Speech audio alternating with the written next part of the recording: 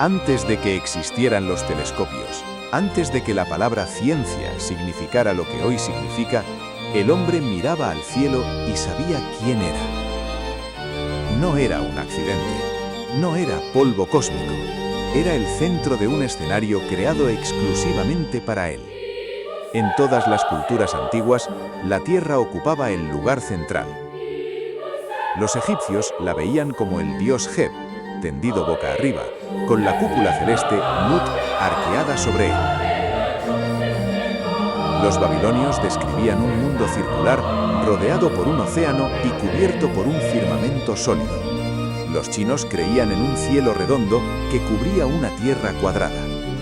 Pero hay una tradición que nos interesa especialmente, porque de ella bebemos directamente, la tradición judeocristiana.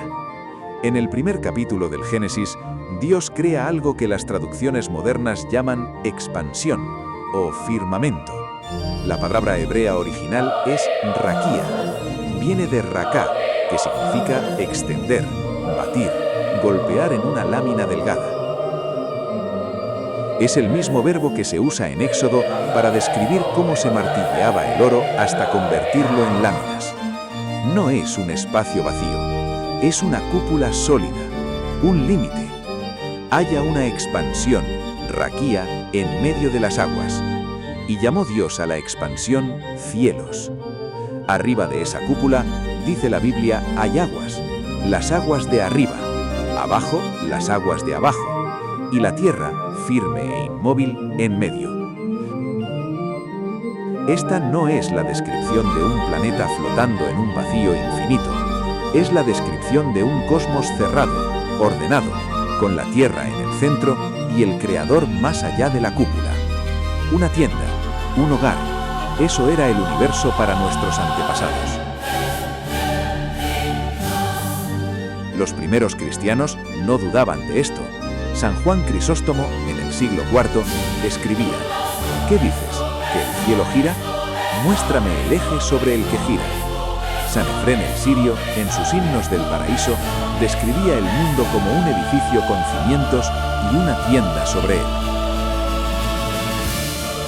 Cosmas Indicopleustes, un monje que viajó desde Etiopía hasta la India en el siglo VI, escribió una topografía cristiana, donde explicaba que el mundo era como el tabernáculo de Moisés, rectangular, con la cúpula sostenida por muros. Cosmas no era ignorante, era un comerciante que había recorrido el mundo conocido, y su cosmografía era la norma entre los cristianos orientales durante siglos. Pero entonces ocurrió algo que cambiaría para siempre la relación del hombre con el cosmos. Alguien decidió que el hombre debía ser desplazado, que la Tierra no podía ser el centro, que Dios, si existía, estaba demasiado lejos para escuchar. Y ese alguien tenía nombres, apellidos, bibliotecas y una voluntad de hierro.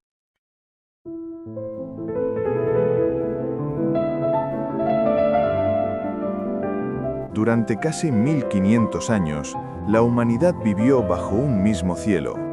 Un cielo ordenado, comprensible, con la Tierra en el centro y las estrellas girando a su alrededor. Pero a principios del siglo XVI, algo empezó a moverse. En 1543, un canónigo polaco llamado Nicolás Copérnico publicó un libro que cambiaría la historia, De Revolutionibus Orbium Celestium, sobre las revoluciones de los orbes celestes. En él proponía algo radical. La Tierra no era el centro, el Sol lo era. Pero lo que casi nadie cuenta es esto. Copérnico incluyó en su obra un prefacio que no escribió él. Lo redactó un luterano llamado Andreas Osiander. Y en ese prefacio se lee: no es necesario que estas hipótesis sean verdaderas, ni siquiera probables. Basta con que proporcionen cálculos que concuerden con las observaciones. El propio editor del libro admitía que el modelo heliocéntrico era una hipótesis matemática, no una descripción de la realidad. Copérnico lo sabía, por eso dedicó su obra al Papa, por eso esperó hasta su lecho de muerte para publicarla. Además, Copérnico no era original. 1800 años antes, un griego llamado Aristarco de Samos ya había propuesto un modelo heliocéntrico. Fue rechazado porque no explicaba las observaciones y porque contradecía la evidencia de los sentidos. Copérnico copió su diagrama y lo vistió de matemáticas. Medio siglo después, llegó Johannes Kepler, un místico, astrólogo de la corte del emperador Rodolfo II, que creía haber descubierto la música de las esferas. En su libro Mysterium Cosmographicum afirmaba que las distancias entre los planetas correspondían a los 5 sólidos platónicos: cubo, tetraedro, dodecaedro. No era ciencia, era numerología pitagórica. Kepler creía que los planetas eran ángeles y que sus órbitas cantaban al pasar. Sus famosas leyes fueron el resultado de años de obsesión por ajustar los datos a su misticismo. Harmonies Mundi, su obra maestra, contiene frases como «La tierra canta mi, fa, mi». Literalmente, creía oír ángeles. Pero el mito necesitaba un mártir, y lo encontró en Galileo Galilei. Galileo era un polemista brillante y un vendedor de sí mismo sin igual. No inventó el telescopio, pero lo perfeccionó, y con él vio cosas que cuestionaban la cosmovisión antigua. Montañas en la Luna, lunas en Júpiter, manchas en el Sol. Pero ninguna de esas observaciones probaba que la Tierra se moviera. Las montañas lunares solo decían que la Luna no era perfecta. Las lunas de Júpiter demostraban que había más de un centro de movimiento. Las manchas solares, que los cielos cambiaban. Nada de eso requería un modelo heliocéntrico. Galileo fue juzgado no por decir la verdad, sino por violar un acuerdo. El Papa Urbano VIII, que había sido su amigo, le pidió que en su libro Diálogo sobre los 2 máximos sistemas del mundo presentara los argumentos a favor y en contra del heliocentrismo de forma equilibrada. Galileo puso los argumentos del Papa en boca de un personaje llamado Simplicio, que sonaba a simplón, y encima hizo que Simplicio quedara en ridículo. El Papa no toleró la humillación. Galileo fue condenado a arresto domiciliario de por vida y abjuró. Sus palabras fueron: «He sido juzgado vehemente sospechoso de herejía. Por tanto, con corazón sincero y fe no fingida, abjuro, maldigo y detesto dichos errores y herejías». No fue un mártir, fue un hombre que perdió una apuesta política. La Iglesia Católica mantuvo el geocentrismo durante siglos, no por ignorancia, sino porque era bíblico y empírico. Pero cuando el heliocentrismo dejó de ser una amenaza teológica y se convirtió en una herramienta de poder, la Iglesia cambió de bando. Eso lo veremos en el capítulo dedicado a los jesuitas. Por ahora, una pregunta queda en el aire. Si el heliocentrismo era tan evidente, ¿por qué ninguno de sus primeros defensores pudo probarlo? ¿Por qué Copérnico admitió que era solo una hipótesis? ¿Por qué Kepler mezclaba ángeles con matemáticas? ¿Por qué Galileo, teniendo el telescopio, no pudo mostrar el paralaje estelar que demostraría el movimiento de la Tierra? La respuesta es simple: no tenían pruebas. Tenían una idea, y esa idea, con el tiempo, se convertiría en el nuevo dogma.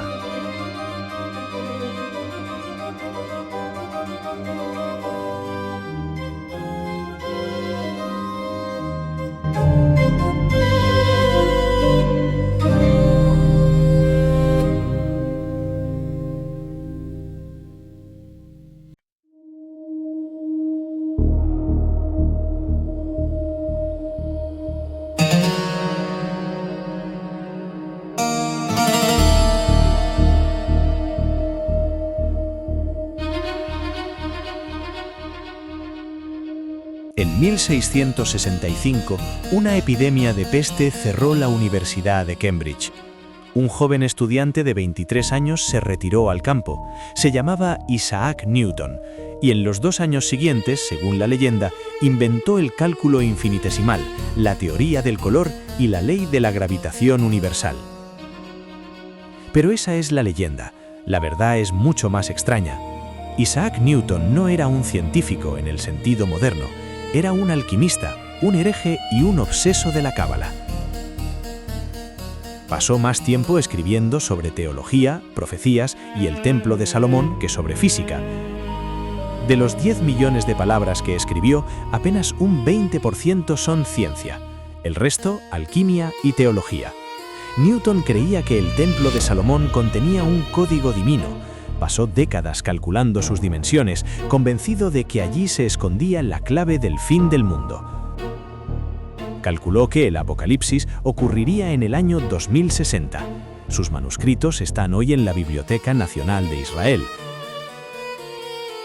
Pero hay algo más grave, algo que la historia oficial prefiere ignorar. En 1687, Newton publicó los Philosophiae Naturalis Principia Mathematica. Allí introdujo el concepto de gravedad, una fuerza invisible que actúa a distancia, atrayendo todos los cuerpos entre sí. El problema es que Newton no podía explicar qué era esa fuerza. En el Scholium General de la segunda edición escribió una frase que pasó a la historia. Hypothesis non fingo. No finjo hipótesis. Es decir, no sé qué es esto, pero funciona. Sus contemporáneos lo acusaron de haber resucitado las cualidades ocultas de la escolástica medieval. El filósofo Leibniz dijo que Newton había introducido un milagro permanente en la naturaleza. El obispo Berkeley señaló que la gravedad era una petición de principio. Se usaba para explicar el movimiento planetario, pero el movimiento planetario era la única prueba de que existía. Pero lo más inquietante es que Newton no llegó a la gravedad por observación, sino por revelación oculta. Su biblioteca estaba llena de libros de cábala, alquimia y hermetismo. Creía que los antiguos poseían un conocimiento perdido y que él, Isaac Newton, había sido elegido para restaurarlo. No era un científico, era un místico disfrazado de científico. La historia de la manzana es un invento. La contó Voltaire, que la oyó de la sobrina de Newton, y la repitió hasta convertirla en dogma. Pero la verdad es que Newton nunca demostró que la gravedad existiera, solo describió sus efectos con matemáticas. Y sin embargo, esa fuerza invisible, indetectable, inexplicable, se convirtió en el pilar del nuevo universo. ¿Por qué? Porque la gravedad era perfecta para lo que necesitaban, una fuerza que explicaba el universo sin necesidad de Dios. Si los planetas se movían por leyes naturales y no por intervención divina, entonces el Creador quedaba fuera de la ecuación. El propio Newton era profundamente religioso, pero su religión era personal y herética. Era antitrinitario, negaban la divinidad de Cristo. Creía en un Dios que había creado el universo como un reloj y luego lo había abandonado a su suerte. Ese Dios no escucha oraciones, no interviene, no ama, solo mira. Y así, la gravedad de Newton se convirtió en el primer dogma científico moderno. Una fuerza que no se ve, no se mide directamente, no se aísla y sin embargo lo explica todo. ¿Suena a Dios? Exacto, es un Dios sustituto para un universo sin creador. Pero Newton no trabajó solo. Su obra fue adoptada y difundida por sociedades secretas que vieron en ella la confirmación de su propia cosmovisión, un universo mecánico, sin propósito, donde el hombre es solo un espectador. Esa visión, refinada por los masones, los rosacruces y los teósofos, sería el caldo de cultivo para el siguiente paso, la conversión del heliocentrismo en religión de Estado. Y ahí, los jesuitas jugaron un papel crucial.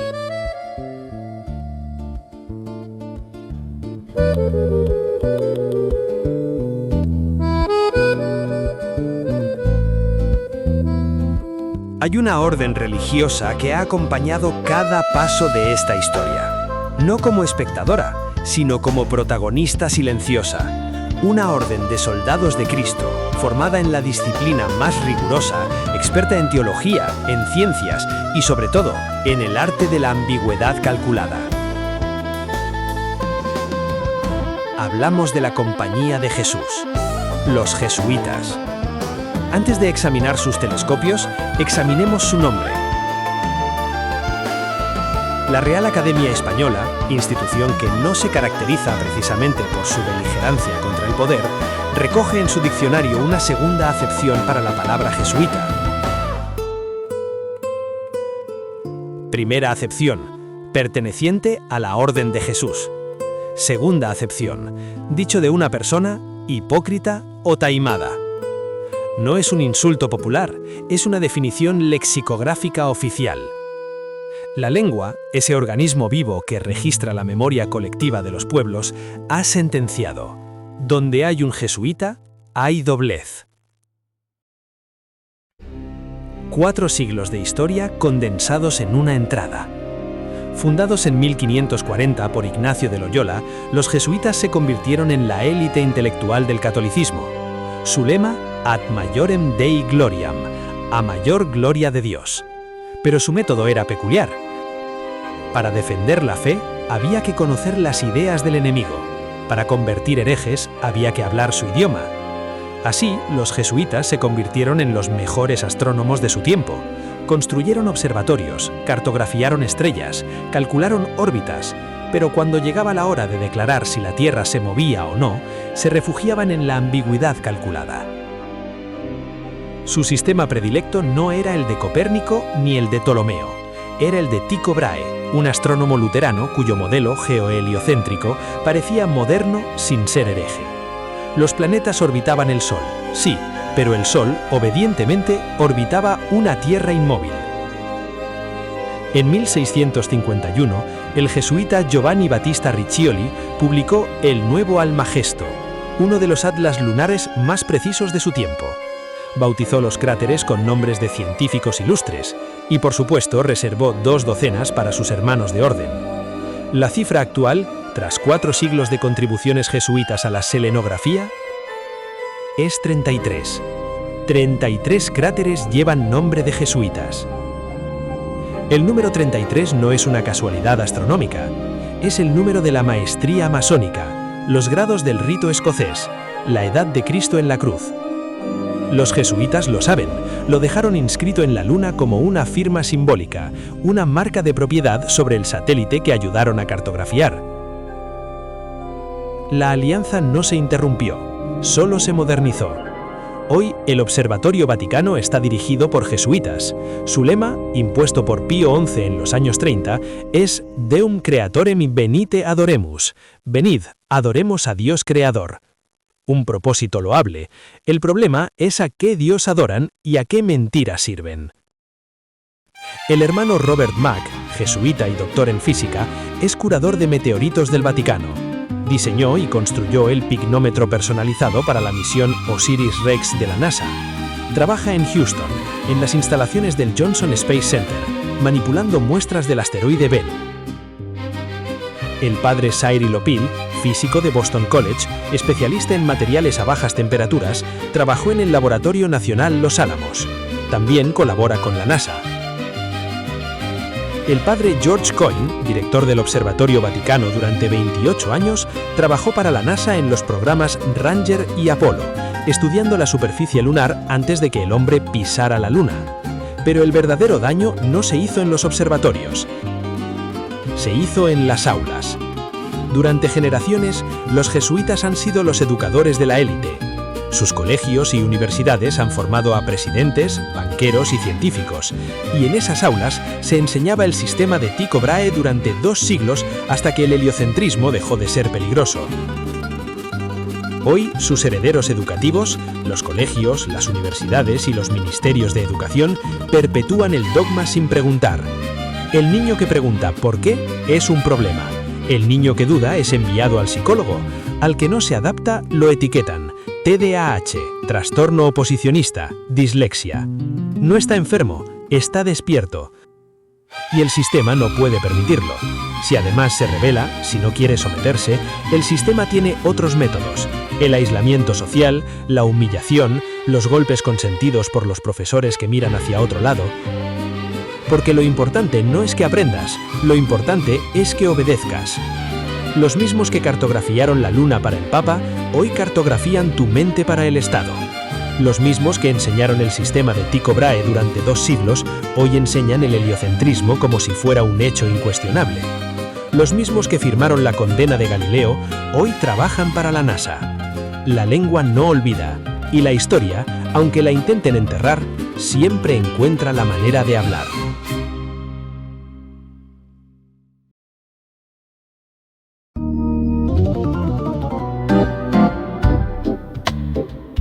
En 1958, en plena Guerra Fría, Estados Unidos creó una agencia espacial. La llamaron NASA, National Aeronautics and Space Administration. Un nombre técnico, burocrático, inocente. Pero las lenguas antiguas guardan secretos que los burócratas ignoran. O quizá no.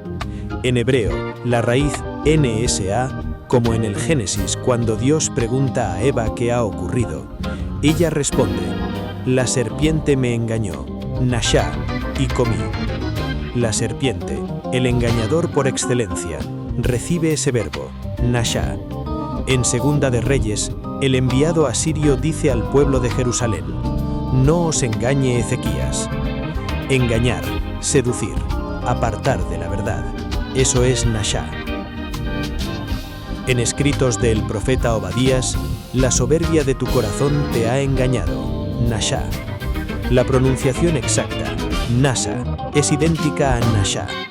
No es una coincidencia filológica, es una firma, como los nombres de los ángeles caídos en la Cábala, como los sellos que los iniciados dejan en sus obras para que los que saben reconozcan. La agencia espacial más poderosa del mundo se llama literalmente el engaño. Y al frente de ese engaño, un hombre que sabía mucho de secretos.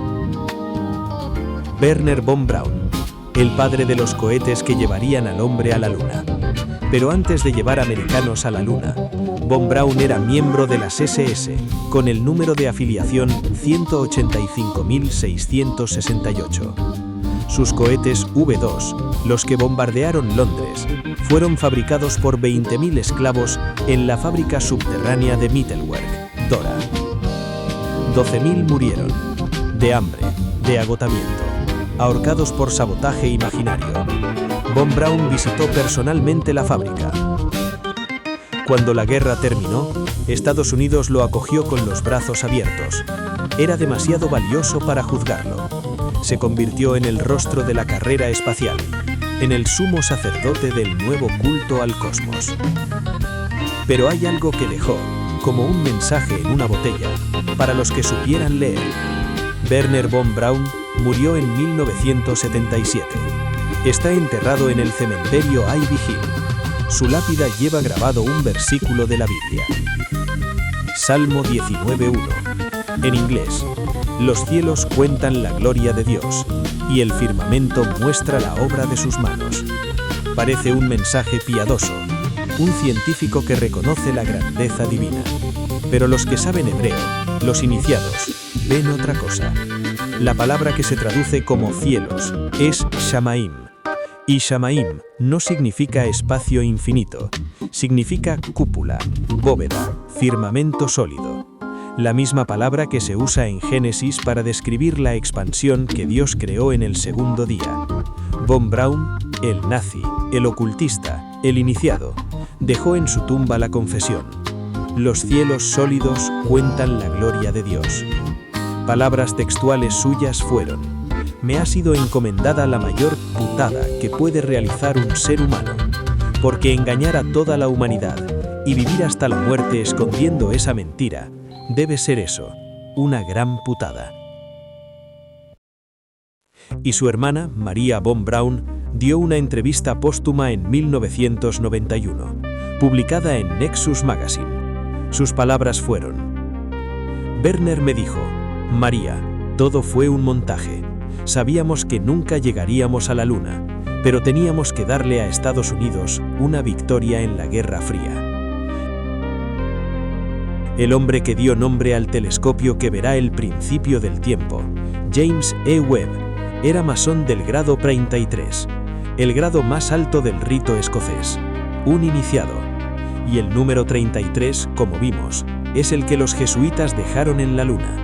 Pero en este documental solo señalaremos el número y dejaremos la ciencia de la numerología para otro documental, más adelante. Los propios astronautas llevaban la firma. El parche del Apolo 11 muestra un águila calva, símbolo masónico americano, con una rama de olivo. Sobre ella, la Tierra. Pero la perspectiva es imposible. La Tierra es demasiado grande. Es un collage, no una imagen real. Buzz Aldrin, masón también del grado 33, celebró una comunión masónica en el módulo lunar. Sacó un pergamino del bolsillo, leyó unas palabras. La transmisión se cortó. Años más tarde, durante una entrevista, una niña de corta edad le preguntó que cuándo irán de verdad a la Luna. ¿Y por qué llevaban tanto tiempo sin volver a lunizar? A lo que Aldrin respondió: esa es una buena pregunta para una niña tan joven. No fuimos.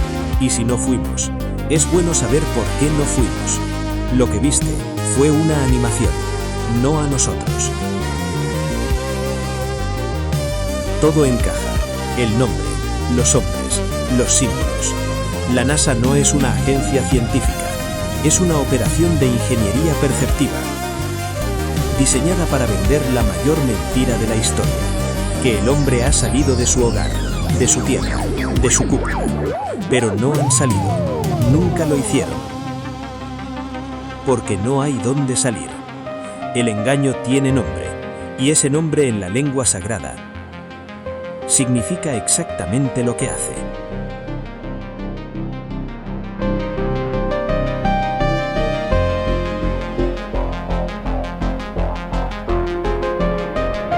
...16 de julio de 1969...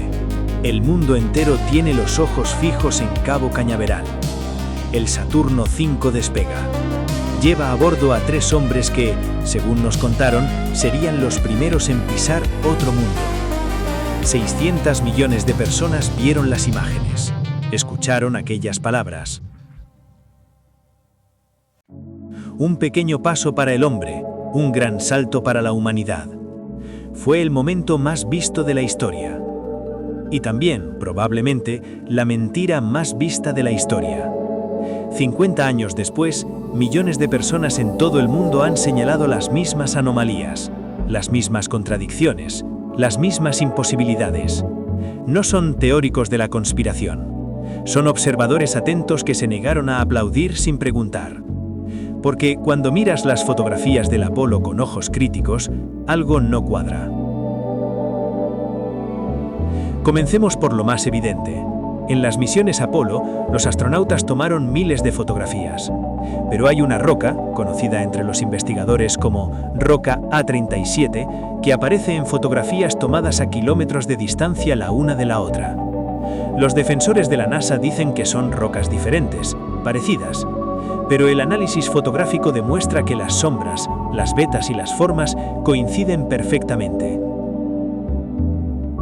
Es la misma piedra, en 2 decorados distintos. Luego están las sombras. En la Luna solo hay una fuente de luz, el Sol.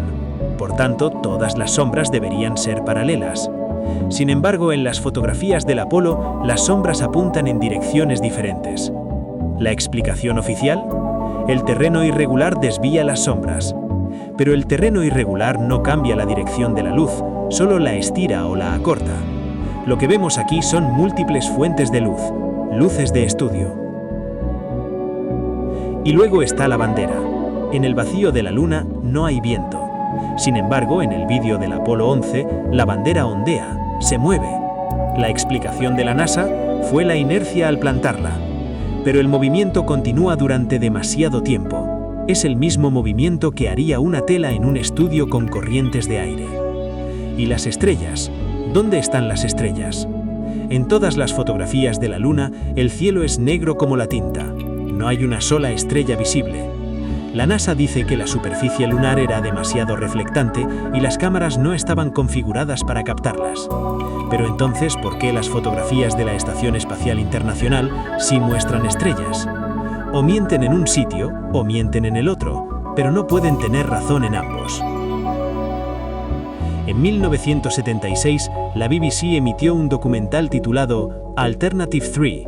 Era una sátira, dijeron después, pero en él varios técnicos de la cadena admitían que las transmisiones del Apolo 11 habían sido simulaciones en estudio. La BBC retiró el documental rápidamente, lo calificó de ficción, pero los técnicos que aparecían eran reales y nunca se retractaron.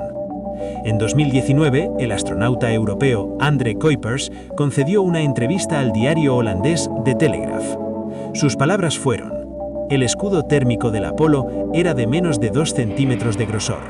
Hoy no podríamos replicarlo con nuestra tecnología. No sé cómo sobrevivieron. 50 años después, con toda la tecnología del siglo XXI, no podemos replicar un escudo térmico de los años 60. ¿No es extraño? ¿O es que ese escudo nunca existió porque nunca hubo reentrada? Neil Armstrong, el primer hombre en la Luna, prácticamente no concedió entrevistas después de 1969. Vivió como un ermitaño, huyendo de la fama, o quizás huyendo de las preguntas. En 1967, 2 años antes del Apolo, las Naciones Unidas firmaron el Tratado sobre el Espacio Ultraterrestre. En él se prohibía la reclamación de soberanía territorial en la Luna. Pregunta: si nadie había pisado la Luna todavía, ¿por qué regular algo que no existía? Si luego resultaba que no se podía llegar, el tratado sobraba. Si se podía, ¿por qué no esperar a llegar para firmarlo? La única respuesta lógica es que ya sabían que la Luna sería un escenario, no un territorio. Y los escenarios no se reclaman, se alquilan. En 1968, un año antes del Apolo, Stanley Kubrick estrenó 2001, una odisea del espacio. La película mostraba efectos especiales tan avanzados que la NASA, según algunas fuentes, contrató a Kubrick para rodar los falsos alunizajes. Las similitudes son inquietantes. La misma iluminación plana, los mismos fondos negros, la misma sensación de estudio. Kubrick, además, era un perfeccionista obsesionado con el realismo. ¿Quién mejor para rodar la mentira más realista de la historia? Kubrick murió en 2009. Su película Eyes Wide Shut, estrenada póstumamente, trataba sobre sociedades secretas y rituales de la élite. Quizás sabía demasiado. Quizás por eso se fue. La mentira del Apolo no fue solo un fraude científico. Fue el primer gran producto de la industria del entretenimiento al servicio del Estado. Por primera vez, el mundo entero se sentó frente al televisor para ver algo que parecía real pero no lo era. Hoy esa misma industria te vende pandemias, crisis climáticas y guerras. La pantalla no ha cambiado, solo el programa. Si te creíste lo de la Luna, ¿por qué no ibas a creerte lo del COVID? Si aplaudiste a los astronautas, ¿por qué no ibas a aplaudir a los sanitaristas? El engaño tiene un nombre, y ese nombre es NASA. Pero el método es el mismo: controlar lo que ves para controlar lo que crees. Si nos mintieron sobre la Luna, ¿sobre qué más nos mintieron? La pregunta no es si fuimos o no. La pregunta es ¿por qué nos mintieron? Y la respuesta es más aterradora que cualquier conspiración. Porque si controlas lo que la gente cree que hay fuera, controlas lo que la gente cree que hay dentro. Y si controlas lo de dentro, controlas el mundo.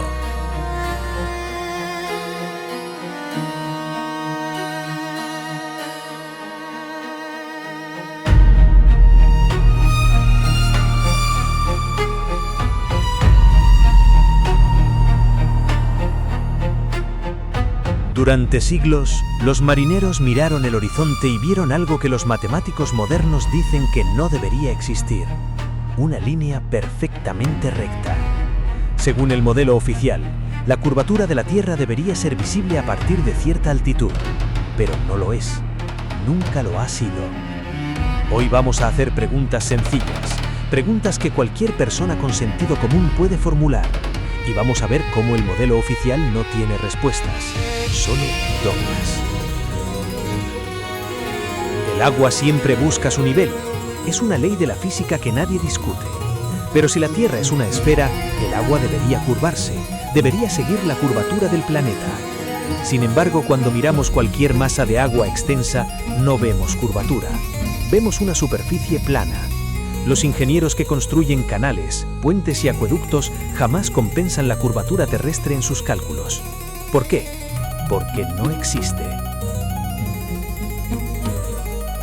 En 1838, un científico llamado Samuel Rowbotham realizó un experimento en el río Bedford en Inglaterra. Colocó un telescopio a 5 kilómetros de distancia de un objetivo. Según los cálculos de curvatura, el objetivo debería haber estado oculto a 2 metros bajo la línea de visión. Pero no lo estaba. Estaba perfectamente visible. El experimento se ha repetido docenas de veces en los últimos años con tecnología láser mucho más precisa. En el lago Balaton, en Hungría, en el lago Tahoe, en Estados Unidos, siempre el mismo resultado. Curvatura cero. El agua no se curva. Otra observación simple. El horizonte siempre se eleva hasta el nivel de tus ojos, sin importar la altitud a la que te encuentres. En un avión, a 10.000 metros de altura, el horizonte sigue estando a la altura de tus ojos. Deberías poder ver la curvatura. No la ves. En un modelo esférico, el horizonte debería descender a medida que asciendes. Es simple geometría. Pero eso no ocurre. Nunca ha ocurrido. Lo que ves es lo que esperarías ver si la Tierra fuera plana.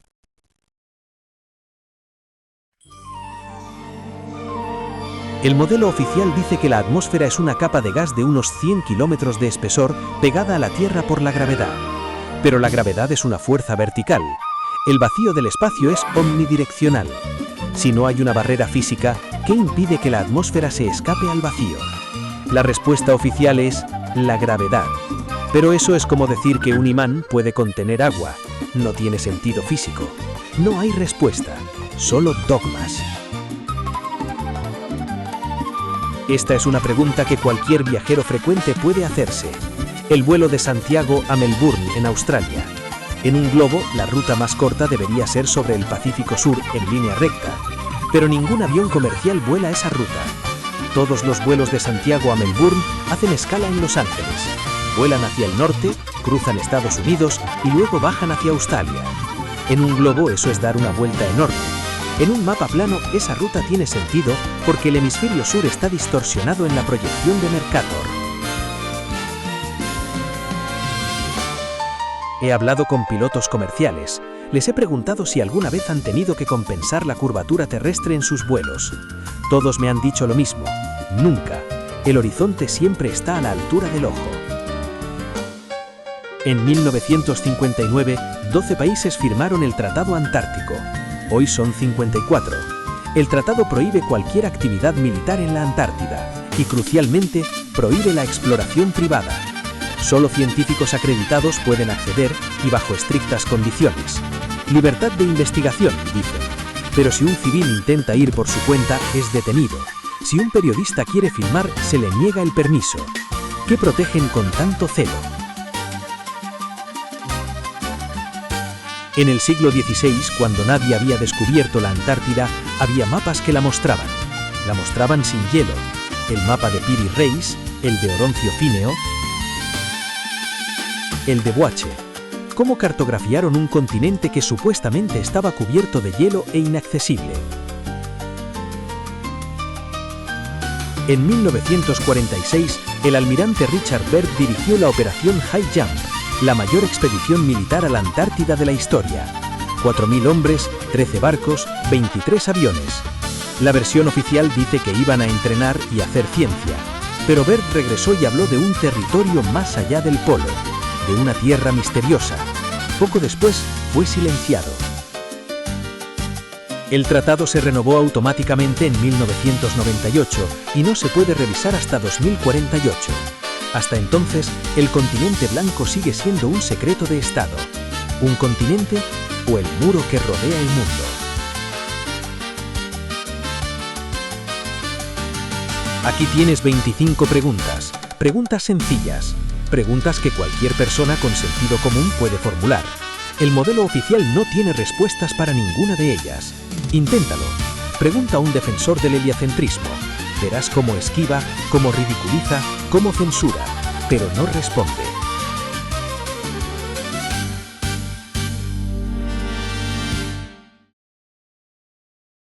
¿Por qué el agua no se curva? ¿Por qué el horizonte siempre se eleva al nivel del ojo? ¿Por qué los pilotos nunca compensan la curvatura? ¿Qué contiene la atmósfera si no hay una cúpula? ¿Por qué los vuelos del hemisferio sur no vuelan en línea recta? ¿Qué protege el Tratado Antártico hasta 2048? ¿Cómo cartografiaron la Antártida sin hielo en el siglo XVI? ¿Qué vio el almirante Byrd que le obligaron a callar? ¿Por qué no hay ninguna fotografía real de la curvatura terrestre? ¿Por qué la NASA usa CGI para todas sus imágenes de la Tierra? ¿Por qué el Salmo 19:1 habla de un firmamento sólido? ¿Por qué la palabra NASA significa engaño en hebreo? ¿Por qué von Braun eligió ese salmo para su tumba? ¿Por qué los astronautas Apolo no vieron estrellas? ¿Por qué la bandera ondea en el vacío? ¿Por qué las sombras del Apolo no son paralelas? ¿Por qué la misma roca aparece en fotos de lugares distintos? ¿Por qué no podemos replicar el escudo térmico del Apolo?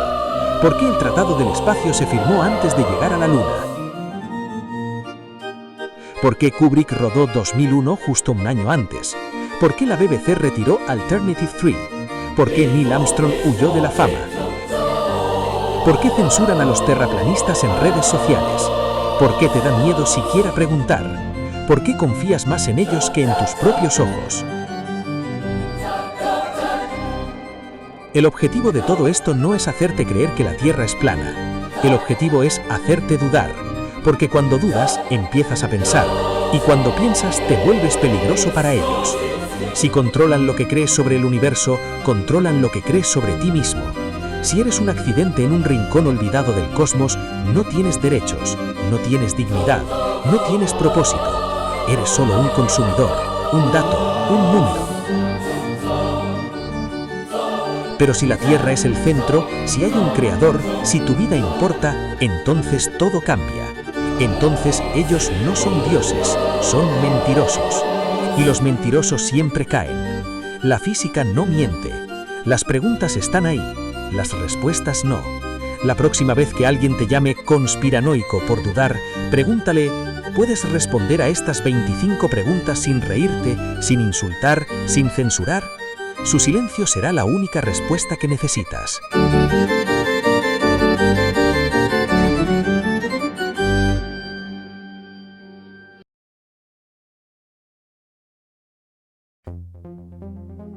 Durante los años 80, una serie de televisión marcó a toda una generación. Se llamaba Cosmos. Su presentador, Carl Sagan, se convirtió en el rostro de la ciencia, en el profeta de una nueva religión. La religión del cosmos infinito. Sagan no era solo un divulgador, era un sacerdote, y su catedral era la pantalla. Carl Sagan hablaba del cosmos con la misma devoción con la que un fraile habla de Dios, pero su Dios no era personal. Era un universo infinito, indiferente, sin propósito. Y el hombre, según Sagan, era solo polvo de estrellas. Es poético, es hermoso, también es esclavizante, porque el polvo no tiene derechos, el polvo no puede rebelarse, el polvo no tiene alma.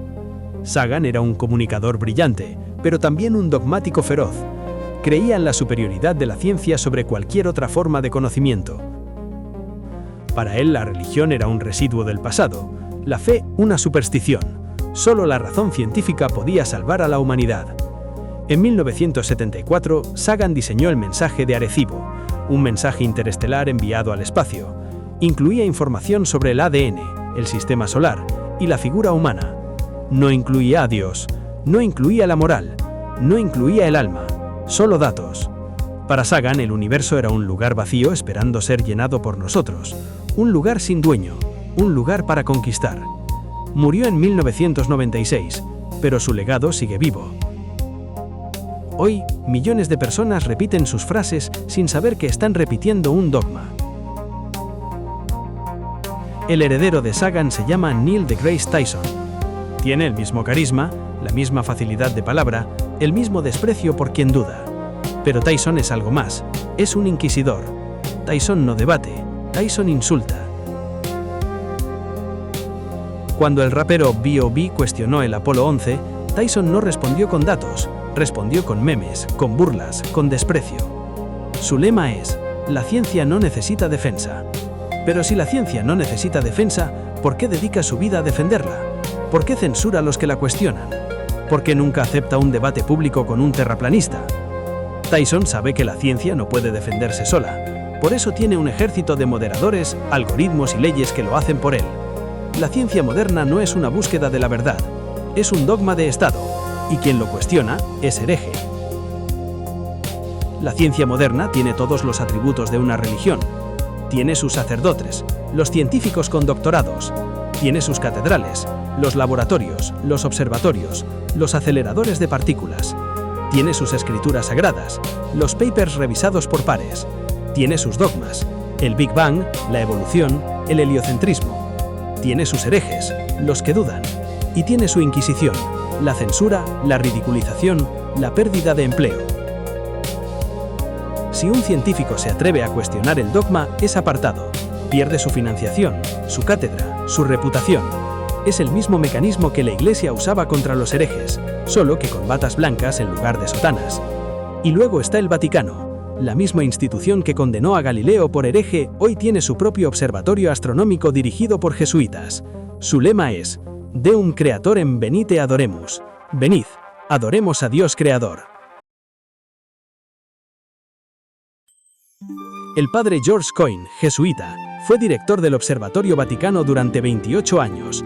Trabajó para la NASA en los programas Ranger y Apolo. Estudiaba la superficie lunar antes de que el hombre la pisara. El hermano Robert Mackey, jesuita, meteoritario, trabaja con la NASA en Houston. Diseñó instrumentos para la misión Osiris-Rex. El padre Cyril O'Pale, jesuita, trabaja con meteoritos para la NASA en el Laboratorio Nacional Los Álamos. La respuesta es simple: porque ya no es peligroso. Porque ahora el heliocentrismo no acerca a Dios, lo aleja. Porque un universo sin centro es un universo sin dueño. Y un universo sin dueño necesita un gobierno humano.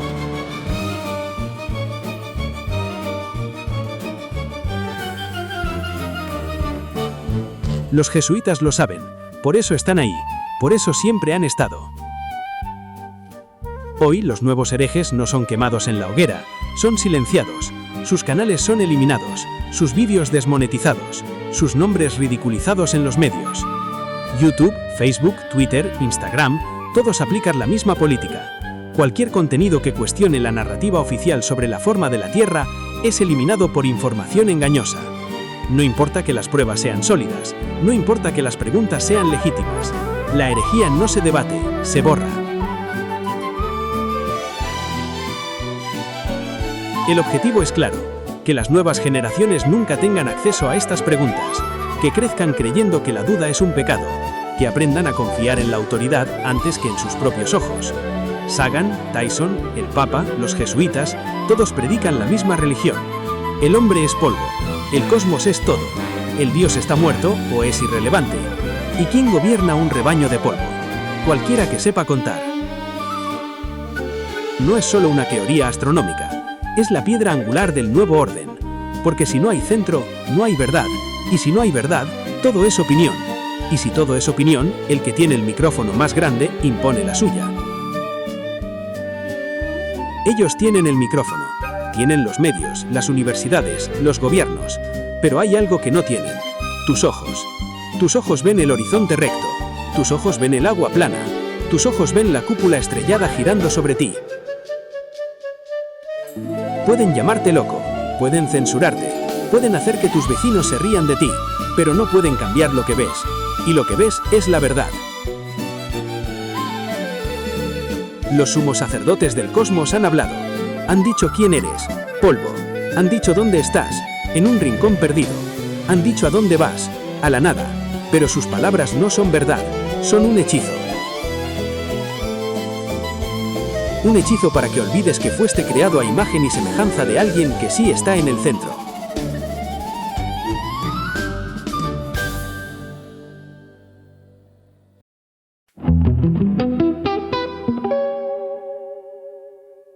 Durante milenios, el hombre supo quién era.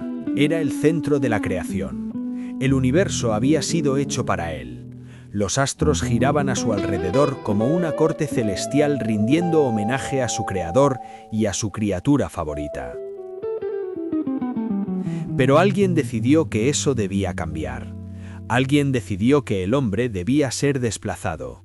Y cuando el hombre fue desplazado del centro del universo, también fue desplazado del centro de sí mismo. La historia de los últimos 500 años puede contarse como la historia de un gran desplazamiento. Un empujón tras otro para sacar al hombre del centro y convertirlo en un accidente. En 1543, Copérnico movió la Tierra. Ya no era el centro del universo. Era un planeta más dando vueltas alrededor de una estrella cualquiera. El primer golpe. En 1859, Darwin llegó más lejos. El hombre no era una creación especial de Dios. Era un primate evolucionado, un animal más. Segundo golpe. En 1900, Freud enterró el último reducto de dignidad, la conciencia. El hombre no era dueño de su propia mente. Sus decisiones estaban determinadas por impulsos oscuros, traumas infantiles, deseos reprimidos. Tercer golpe. Hoy, el transhumanismo anuncia el golpe final. El hombre es obsoleto. La máquina lo hará mejor, más rápido, más eficiente. El hombre será una reliquia, un recuerdo, un error corregido por la evolución. 4 golpes, 4 siglos, y al final, el hombre ya no es nada, solo polvo. Polvo de estrellas, como dijo Sagan, pero polvo al fin. ¿Qué sociedad es más fácil de controlar? ¿Una que cree que es el centro de la creación de Dios o una que cree que es un accidente en un rincón olvidado? La respuesta es obvia. El hombre sin centro es un hombre sin rumbo, y un hombre sin rumbo es fácil de pastorear. Solo hay que darle un objetivo: consumir, entretenerse, sobrevivir. Somos polvo de estrellas. Es hermoso, lo sé, pero piensa, el polvo no tiene derechos, el polvo no puede rebelarse, el polvo no tiene dignidad, el polvo solo espera a ser barrido. Para ellos, el hombre es una plaga, un virus, un problema que hay que gestionar. Por eso necesitan que creas que eres polvo, porque el polvo no protesta cuando lo pisas. Pero esta historia no empezó con Copérnico. Empezó mucho antes, en las orillas del Nilo, en las llanuras de Babilonia, en las colinas de Roma. El culto al sol es el más antiguo de todos, porque el sol da vida, da calor, da luz. Es fácil confundirlo con un dios. En Roma, el emperador Constantino adoraba a Sol Invictus, el sol invencible. Incluso después de convertirse al cristianismo, mantuvo el símbolo solar en sus monedas. El 25 de diciembre, fecha del nacimiento de Sol Invictus, se convirtió en Navidad. Hoy el culto al sol sigue vivo. El logo del Foro Económico Mundial es un sol naciente. Sus líderes se reúnen en Davos cada enero cerca del solsticio de invierno, cuando el sol renace. No es una coincidencia, es un rito pagano vestido de modernidad. Ahora lo llaman energía renovable. Pero es el mismo sol, el mismo Dios, solo que ahora no tiene nombre. Es más fácil de adorar sin saber que lo estás haciendo. El heliocentrismo no es una teoría astronómica inocente, es una herramienta geopolítica, porque si el sol es el centro, entonces cualquier cosa puede ser el centro. El poder puede estar en cualquier parte. Si la Tierra no es el centro, entonces no hay un centro. Y si no hay un centro, no hay una verdad. Y si no hay una verdad, todo es relativo. Y si todo es relativo, el poder puede definirlo todo. ¿De dónde vienen estas ideas? De la misma fuente, del mismo desplazamiento. Si nada es absoluto, todo puede ser negociado, incluyendo tu identidad, tu familia, tu patria. Por eso ocultan la verdad. Por eso censuran a los que preguntan. Porque si supieras que eres el centro, no te dejarías gobernar por nadie, reclamarías tu lugar, exigirías tu dignidad, y ellos perderían su poder.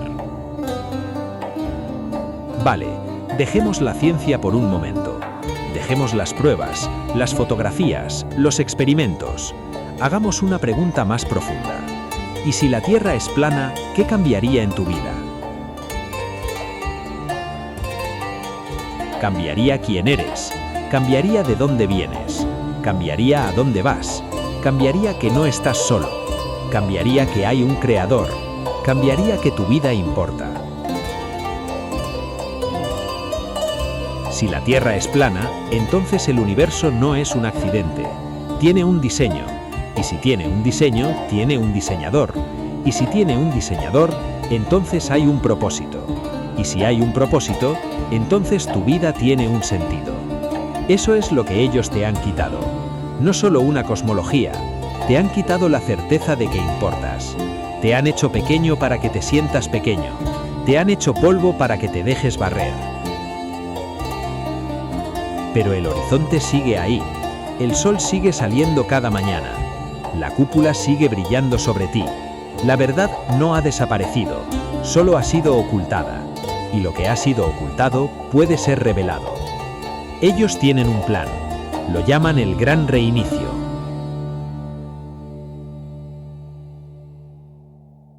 Quieren un mundo sin fronteras, sin identidades, sin familias, sin Dios.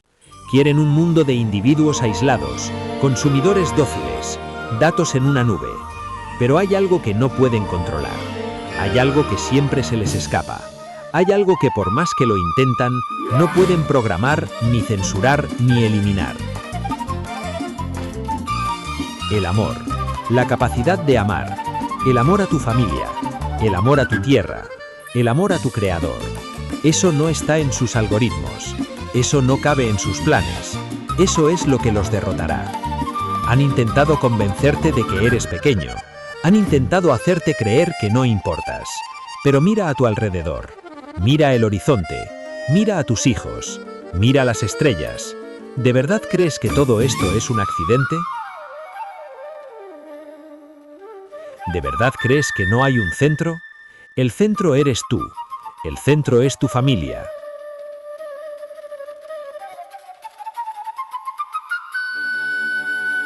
El centro es tu relación con aquel que todo lo creó.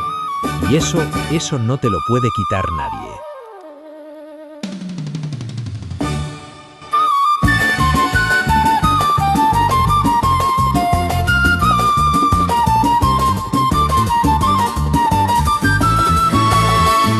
Llegamos al final.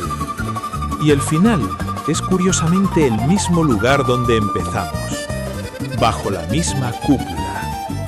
Hemos recorrido un largo camino, 500 años de mentiras, 500 años de dogmas disfrazados de ciencia, 500 años diciéndole al hombre, no eres el centro, no importas, eres polvo. Pero cada paso de ese camino nos ha traído de vuelta aquí, al lugar del que nunca debimos salir, al lugar al que ellos nunca quisieron que volviéramos, bajo la misma cúpula. Mira este rostro. Es el rostro de un niño que todavía no sabe que le han robado algo, que todavía no sabe que le dirán una y otra vez que eso que ven no es real, que las estrellas no están en una cúpula, sino en un espacio infinito, que la Tierra no es el centro, sino un punto perdido, que él no es especial, sino un accidente. Eso es lo que nos robaron, no una teoría astronómica. Nos robaron la capacidad de asombro, nos robaron la certeza de que importamos, nos robaron la conexión con el Creador y nos dieron a cambio un universo frío, vacío, sin propósito. Un universo donde todo es relativo, donde nada es sagrado, donde todo se puede comprar y vender, incluso el alma. Pero a pesar de todo, a pesar de 500 años de mentiras, a pesar de los dogmas, a pesar de los sacerdotes del cosmos, a pesar de la censura y la ridiculización, algo nos queda. algo que ellos no han podido arrancarnos. Nos queda la capacidad de amar, y el amor de verdad, el que duele y el que sana, el que protege y el que construye, ese amor no cabe en ninguna ecuación. No se puede programar, no se puede censurar, no se puede comprar. Nos queda la capacidad de preguntar, de mirar el horizonte y decir, ¿por qué no te curvas? De ver las estrellas y preguntar, ¿quién te puso ahí? De sentir el viento y saber que no es un accidente. Nos queda la capacidad de recordar que hubo un tiempo, antes de Copérnico, antes de Newton, antes de Sagan, en que el hombre sabía quién era, sabía que era el centro, sabía que importaba, sabía que había alguien arriba, mirando, esperando. La pregunta que siempre sigue al conocimiento: ¿y ahora qué? ¿Qué hago con todo esto? ¿Me enfado? ¿Me deprimo? ¿Me escondo? No. Lo que haces con esto es encender una vela que no pueden apagar, una vela que ilumina tu rincón, tu casa, tu familia, tu comunidad. Lo que haces es mirar a tus hijos y contarles la verdad, no para que tengan miedo, para que sepan quiénes son. Lo que haces es plantar un árbol, construir una casa, ayudar a un vecino, rezar, amar, crear belleza, vivir con propósito. Lo que haces es recordar cada día que no eres polvo, que eres hijo, que estás en el centro, que bajo esta cúpula todo lo que haces importa. Mira la cúpula. ¿Qué ves? ¿Ves una prisión? ¿Ves un límite? ¿Ves la jaula de un experimento cósmico? ¿O ves un hogar? Porque eso es, un hogar. Un lugar hecho a medida para nosotros, con un techo que nos protege, con un sol que nos da vida, con estrellas que nos cuentan historias, con un horizonte que nunca se curva, para que nunca olvidemos que estamos en un lugar especial. Ellos quisieron convencernos de que estábamos en una manica perdida en el infinito. Nos hicieron sentir pequeños, insignificantes, solos. Pero la cúpula sigue ahí, el horizonte sigue recto, el sol sigue saliendo cada mañana. La verdad no ha desaparecido, solo ha estado esperando a que alguien tuviera el valor de mirar hacia arriba y decir, no me engañan, yo sé quién soy. Esto es La Última Vigilia, no un canal de YouTube, no un documental, es una llama que pasa de mano en mano, de corazón a corazón, desde hace siglos. Los que vinieron antes que nosotros la mantuvieron encendida en las catacumbas, en los concilios secretos, en las oraciones silenciosas. Ahora nos toca a nosotros. Ellos tienen el dinero, tienen los ejércitos, tienen los medios, tienen todo. Pero hay algo que no tienen, algo que nunca tendrán. Tienen todo excepto tu mirada. Y esa mirada, cuando despierta, es la cosa más peligrosa del universo. No ha terminado, acaba de empezar.